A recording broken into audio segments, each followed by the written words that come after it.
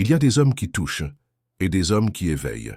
La différence ne réside pas dans les mains, mais dans l'intention, car une femme mûre n'est pas excitée par des caresses vides de sens, mais par la présence. Elle est excitée quand quelqu'un s'est touché là où personne n'a osé auparavant. Veux-tu savoir pourquoi on t'ignore? Ce n'est pas ton âge ni ton corps. C'est que tu as oublié de toucher là où ça compte vraiment. Tant que tu continueras à croire que le désir ne naît qu'au lit, tu continueras à tourner en rond, frustré et invisible. Aujourd'hui, je vais te révéler 5 endroits où une femme aspire à être touchée, même si elle ne le dit jamais. 5 endroits qui éveillent son esprit, son corps et son âme. Le dernier est le plus puissant, mais aussi le plus dangereux. Si tu ne sais pas bien t'en servir, il peut détruire plus que tu ne peux l'imaginer. Je suis Célia, et ce n'est pas un jeu. C'est une leçon pour les hommes qui ne veulent plus rester invisibles. Restez jusqu'au bout, car vous comprendrez des choses que personne ne vous a dites et qu'elle ne vous avouerait jamais. Avez-vous déjà touché une femme sans qu'il ne se passe rien? Pas une étincelle, pas un regard différent, pas même un changement dans sa respiration. Juste ce silence gêné qui montre clairement que vous avez échoué. Savez-vous pourquoi? Parce que vous avez touché là où tout le monde touche, pas là où elle en a besoin. Vous essayez d'ouvrir un coffre-fort avec la même combinaison qu'il y a 30 ans et plus rien ne fonctionne. 1. Le 2. Pointe où son armure s'effondre. Bas du dos. C'est là que la fatigue des années s'accumule, physique et émotionnelle. Une femme qui a porté des enfants, des déceptions et des décisions difficiles, n'a pas besoin de caresses inutiles. Elle a besoin d'être touchée par une présence, par une énergie qui dit « Je suis là et je te vois ». Imaginez la scène. Elle est debout devant vous, en train de faire la vaisselle ou de lire. Vous vous approchez sans un mot et posez votre main sur la courbe de son dos. Pas brutalement, pas avec désir, mais avec fermeté et respect. Vous ne recherchez pas le sexe, mais une connexion. Et à cet instant, si vous le faites bien, quelque chose change. Non pas parce que vous l'excitez, mais parce que vous parlez à son subconscient. Vous lui rappelez que quelqu'un la reconnaît encore comme une femme. Ce n'est pas de la magie, c'est de la présence. Parce que cet endroit crie sans voix, et seuls les hommes qui ne recherchent plus l'approbation peuvent entendre ce cri. Rappelez-vous la dernière fois qu'une femme a frissonné à votre simple contact. Il y a combien de temps? Vous avez vécu en croyant que le désir s'alimente par des jeux ou des mots, mais non.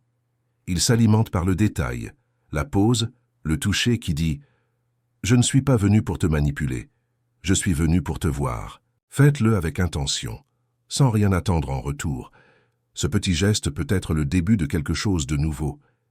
Et si vous le faites lentement, vous comprendrez que vous ne touchez pas la peau.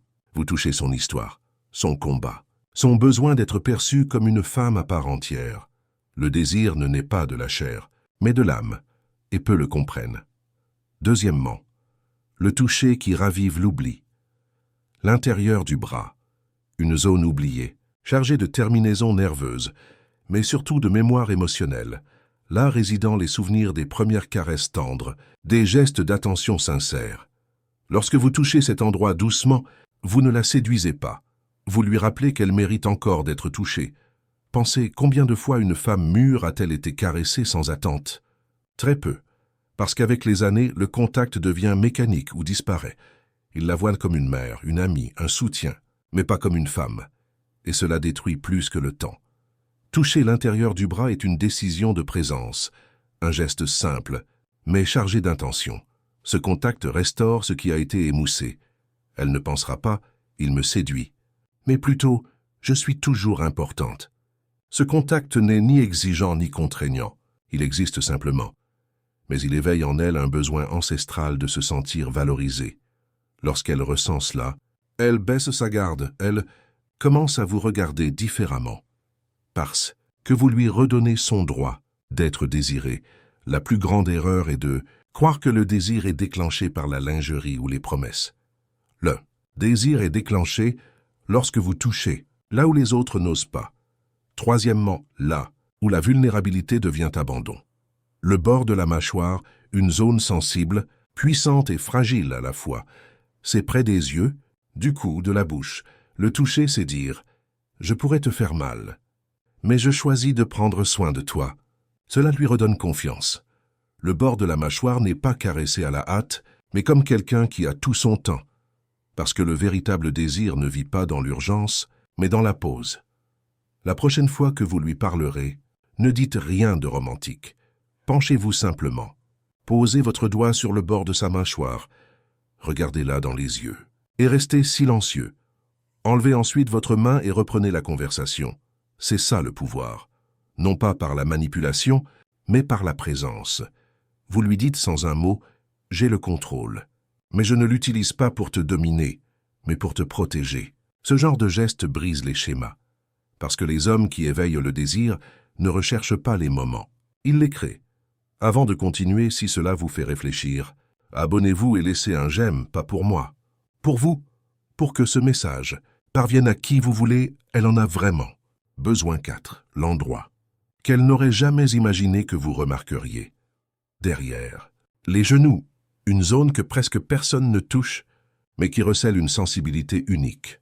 Elle représente ce qui reste, ce qui n'est pas montré, ce qui est considéré comme sans importance. L'erreur est de croire que seul ce qui est visible compte.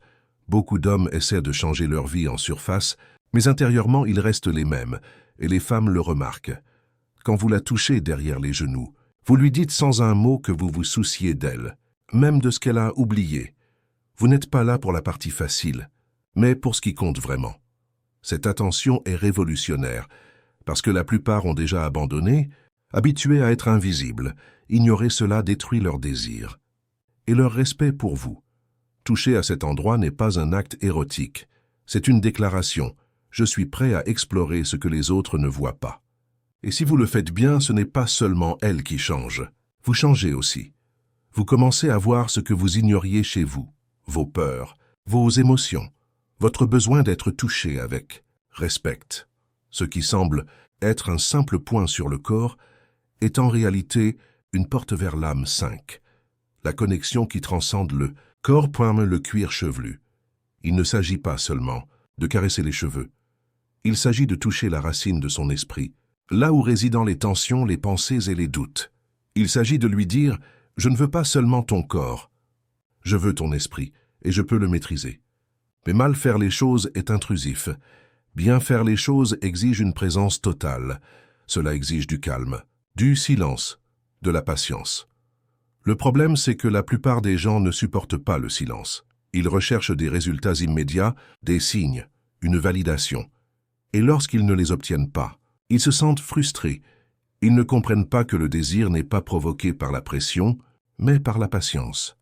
Toucher le cuir chevelu n'est pas destiné à exciter, mais à créer un lien, pour qu'elle sente que quelqu'un peut enfin la prendre dans ses bras sans rien demander.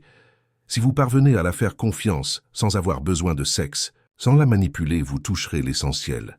Mais pour cela, vous devez cesser d'agir comme un mendiant émotionnel. Vous devez agir comme un homme complet, et non par manque. Car seuls ceux qui sont comblés peuvent toucher sans besoin. Le changement ne commence pas par de nouveaux gestes, mais par une nouvelle intention. Si vous ne touchez pas avec votre âme, mieux vaut ne pas toucher du tout. Parce qu'ils le ressentent, non pas avec leur peau, mais avec leur énergie. Alors la prochaine fois que vous êtes avec elle, gardez le silence. Posez votre main sur sa tête, respirez et restez immobile. Ne vous attendez pas à une réaction. Ce geste peut réveiller quelque chose que personne d'autre n'a. Son désir de confiance à nouveau. Et quand cela arrivera, préparez-vous. Car vous ne toucherez plus une femme, vous toucherez son âme, c'est là que la réalité commence. Si vous êtes arrivé jusqu'ici, vous n'êtes pas comme les autres. La plupart des gens abandonnent quand ça fait mal, pas vous. Vous avez persévéré, vous avez réfléchi, et maintenant vous avez le choix. Continuez à toucher la vie depuis la surface ou osez toucher là où ça compte vraiment. Personne ne peut vous forcer à vous réveiller. Mais si quelque chose en vous a résonné, vous ne pouvez plus fermer les yeux. Saluons les hommes qui n'abandonnent pas, ceux qui veulent retrouver leur respect et leur présence. Si vous êtes l'un d'eux, écrivez dans les commentaires « J'aime la sagesse ». Je suis Célia, et cette chaîne Maison de la Sagesse n'existe pas pour vous divertir, mais pour vous donner du pouvoir. Ici, on ne parle pas de théorie creuse, mais de vivre avec force, intelligence et détermination. Abonnez-vous, partagez, réveillez-vous, parce qu'aujourd'hui n'est pas fini. On ne fait que commencer.